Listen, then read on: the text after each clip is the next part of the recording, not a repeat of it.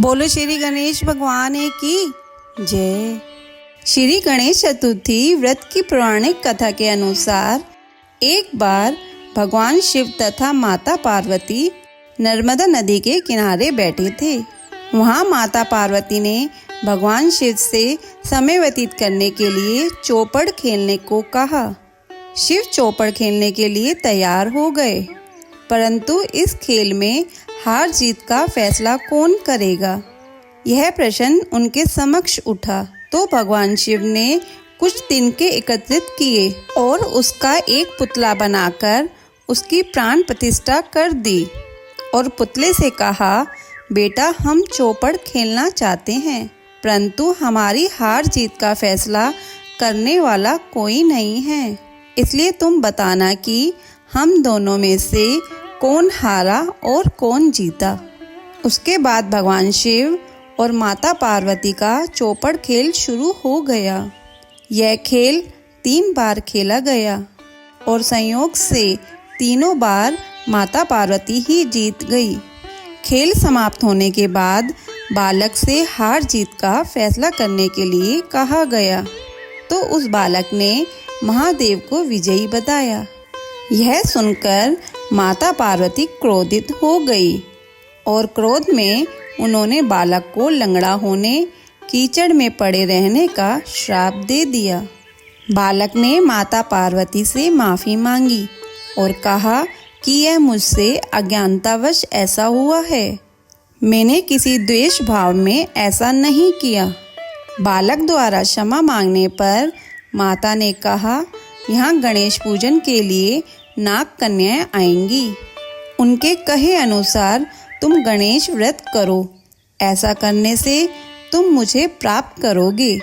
यह कहकर माता पार्वती शिव के साथ कैलाश पर्वत पर चली गई। 1 वर्ष के बाद उस स्थान पर नाग कन्याएं आईं।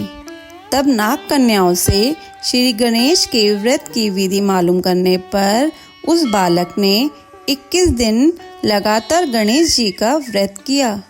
उसकी श्रद्धा से गणेश जी प्रसन्न हुए। उन्होंने बालक को मनवांछित फल मांगने के लिए कहा।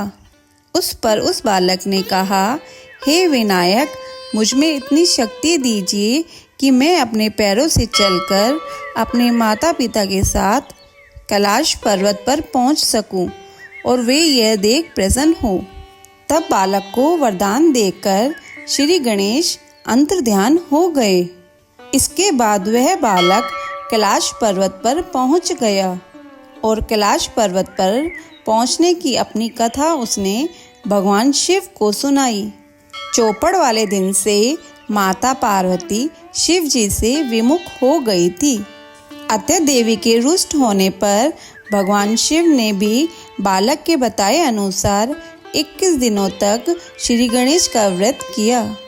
इस व्रत के प्रभाव से माता पार्वती के मन से भगवान शिव के लिए जो नाराजगी थी वह समाप्त हो गई। तब यह व्रत विधि भगवान शंकर ने माता पार्वती को बताई। यह सुनकर माता पार्वती के मन में भी अपने पुत्र कार्तिकेय से मिलने की इच्छा जागृत हुई। तब माता पार्वती ने भी 21 दिन तक श्री गणेश का व्रत किया तथा दूर्वा, फूल और लड्डुओं से गणेश जी का पूजन अर्चन किया। व्रत के 21वें दिन कार्तिकेय स्वयं माता पार्वती जी से आ मिले। उस दिन से श्री गणेश चतुर्थी का यह व्रत समस्त मनोकामनाओं की पूर्ति करने वाला व्रत माना जाता है। इस व्रत को करने से मनुष्य के सारे कष्ट दूर होकर मनुष्य को समस्त सुख सुविधाएं प्राप्त होती है। बोलो भगवान शंकर की जय। बोलो माता पार्वती की जय। बोलो भगवान गणेश की जय। ऐसी कथा और कहानियों के लिए हमारे चैनल को सब्सक्राइब करें। धन्यवाद।